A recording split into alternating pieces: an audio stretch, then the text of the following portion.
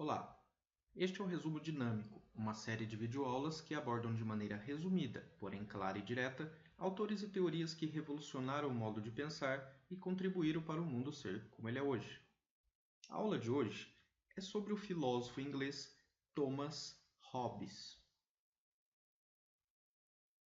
Tendo vivido de 1588 a 1679, Hobbes teve uma juventude de muito trabalho, mas também de muitos contatos ilustres.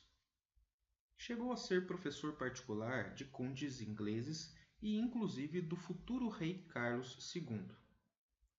O seu grande amor por línguas clássicas e tradução de obras fez com que Francis Bacon, grande filósofo e cientista da época, requisitasse sua ajuda.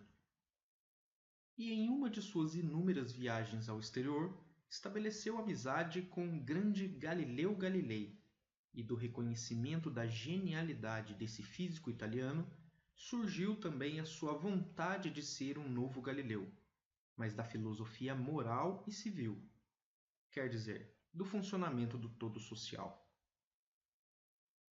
Mas para entender o funcionamento do social, Hobbes precisa antes determinar e classificar seu objeto de estudo.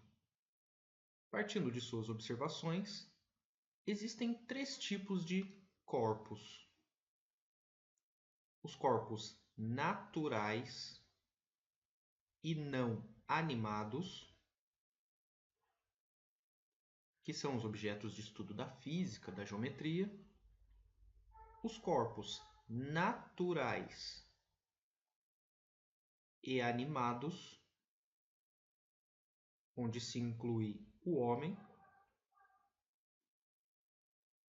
e existe também os corpos artificiais e animados, que nesse caso seriam os estados.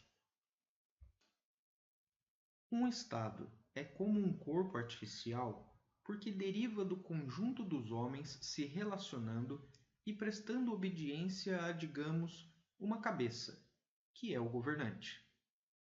Mas o que isso tudo significa? Significa que Hobbes está delimitando e classificando seu objeto de estudo, que seriam as relações entre os homens e o Estado. Ao fazer isso, compreende, por exemplo, que as relações entre os indivíduos, por si mesmas, são completamente instáveis e relativas. O que é um bem para um pode não ser para o outro. O que é sofrimento e dor para um pode não ser para o outro. E assim por diante.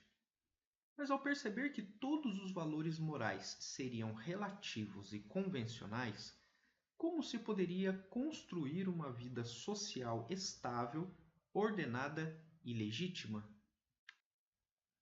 Bem, Hobbes é um pensador que contraria a velha ideia de Aristóteles de que o homem seria um animal político com tendência a viver em comunidade. Para Hobbes, não. Na realidade, o homem seria o lobo do próprio homem. Seria um átomo de egoísmo, que somente de forma artificial entraria em consenso com os outros. Mas que forma artificial seria essa que obrigaria por vários meios os homens a não lutarem, a não se exporem ao perigo a todo instante e não se matarem, mas sim viverem juntos, trabalharem juntos e entrarem em acordo sobre diversas questões? A resposta é única: o Estado. O Estado, segundo Hobbes, seria o ápice da razão social. O surgimento do Estado, para ele, se deu logicamente pela tendência dos indivíduos a racionalizar e controlar seus próprios instintos, o que fez com que gradualmente se aproximassem pacificamente uns dos outros e, deixando de lado todas as suas forças, liberdades e inclusive o direito de fazer justiça com as próprias mãos, fizessem uma decisão que até hoje continua. escolher um indivíduo ou alguns, entre eles, que recebessem todos esses direitos, liberdades e poderes, e se utilizando desse poder absoluto, desse-lhes principalmente segurança e proteção. É essa passagem dos indivíduos de uma situação de egoísmo e violência generalizada para uma situação de ordem e poder absoluto que é chamada de passagem do estado de natureza para o estado de governo civil. Esse fato, que não teria datação histórica, mas seria uma observação lógica, mostra também o quanto Hobbes estava disposto a sustentar que esse pacto social seria muito mais racional e efetivo do que o antigo direito divino de governar, o qual reis e imperadores do passado apoiavam seu poder. Não é à toa que as obras de Hobbes são até hoje fundamentais para advogados, juristas, sociólogos, etc.